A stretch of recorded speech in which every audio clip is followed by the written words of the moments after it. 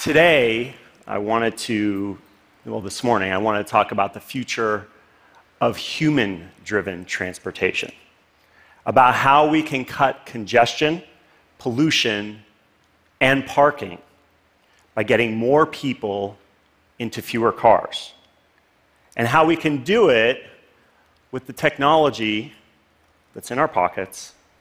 And yes, I'm talking about smartphones, not self-driving cars. But to get started, we've got to go back over 100 years, because it turns out there was an Uber way before Uber. And if it had survived, the future of transportation would probably already be here. So let me introduce you to the jitney. In 1914, it was created or invented by a guy named L.P. Draper. He was a car salesman from LA, and he had an idea. Well, he was cruising around downtown Los Angeles, my hometown, and he saw trolleys with long lines of people trying to get to where they wanted to go. He said, well, why don't I just put a sign on my car that takes people wherever they want to go for a jitney? That was slang for a nickel. And so people jumped on board. And not just in Los Angeles, but across the country. And within 1 year, by 1915, there were 50,000 rides per day in Seattle, 45,000 rides per day in Kansas, and 150,000 rides per day in Los Angeles. To give you some perspective, Uber in Los Angeles is doing 157,000 rides per day today, 100 years later.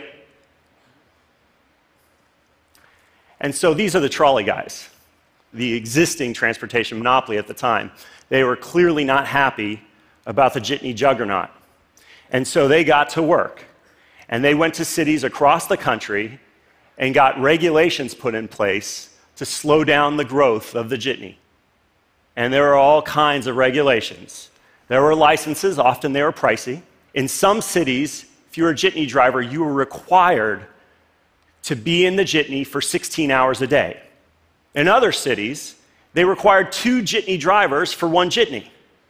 But there was a really interesting regulation, which was they had to put a backseat light, install it in every jitney to stop a new pernicious innovation, which they called spooning. Okay. All right. So what happened? Well, within a year, this thing had taken off. But the jitney, by 1919, was regulated completely out of existence. That's unfortunate. Because, well, when you can't share a car, well, then you have to own one. And car ownership skyrocketed, and it's no wonder that by 2007, there was a car for every man, woman, and child in the United States. And that phenomenon had gone global. In China, by 2011, there were more car sales happening in China than in the US. Now, all this private ownership, of course, had a public cost.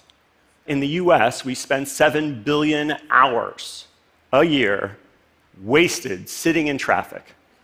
$160 billion in lost productivity, of course, also sitting in traffic, and 1/5 of all of our carbon footprint is spewed out in the air by those cars that we're sitting in. Now, that's only 4% of our problem, though. Because if you have to own a car, then that means 96% of the time your car is sitting idle. And so up to 30% of our land and our space is used storing these hunks of steel. We even have skyscrapers built for cars. That's the world we live in today. Now, cities have been dealing with this problem for decades. It's called mass transit. And even in a city like New York City, one of the most densely populated in the world, and one of the most sophisticated mass transit systems in the world, there are still 2.5 million cars that go over those bridges every day. Why is that? Well, it's because mass transit hasn't yet figured out how to get to everybody's doorstep. And so back in San Francisco, where I live, the situation's much worse. In fact, much worse around the world.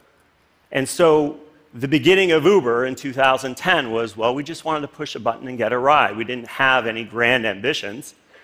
But it just turned out that lots of people wanted to push a button and get a ride. And ultimately, what we started to see was a lot of duplicate rides. We saw a lot of people pushing the same button at the same time, going essentially to the same place. And so we started thinking about, well, how do we make those two trips and turn them into one? Because if we did, that ride would be a lot cheaper, up to 50% cheaper. And of course, for the city, you got a lot more people and a lot fewer cars. And so the big question for us was, would it work? Could you have a cheaper ride, cheap enough, that people would be willing to share it? And the answer, fortunately, is a resounding yes. In San Francisco, before Uber Pool, we had, well, everybody would take their car wherever the heck they wanted. And the bright colors is where we have the most cars. And once we introduced Uber Pool, well, you see there's not as many bright colors. More people getting around the city in fewer cars. Taking cars off the road, it looks like Uber Pool is working. And so we rolled it out in Los Angeles 8 months ago. And since then, we've taken 7.9 million miles off the roads. And we've taken 1.4 thousand metric tons of CO2 out of the air. But the part that I'm really... But my favorite statistic, remember, I'm from LA. I spent years of my life sitting behind the wheel going, how do we fix this? My favorite part is that 8 months later, we have added 100,000 new people that are carpooling every week. Now, in China, everything's supersized.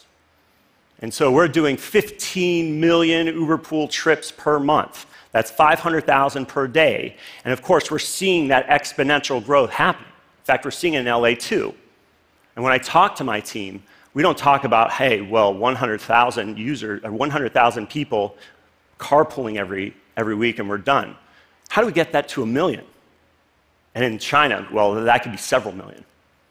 And so Uber Pool is a very great solution for urban carpooling. But what about the suburbs? This is the street where I grew up in Los Angeles, actually a suburb called Northridge, California. And, well, look, those mailboxes, they kind of just go on forever. And every morning at about the same time, cars roll out of their driveway, most of them one person in the car, and they go to work. They go to their place of work. So the question for us is, well, how do we turn all of these commuter cars, and literally there's tens of millions of them, how do we turn all these commuter cars into shared cars? Well, we have something for this that we recently launched called Uber Commute.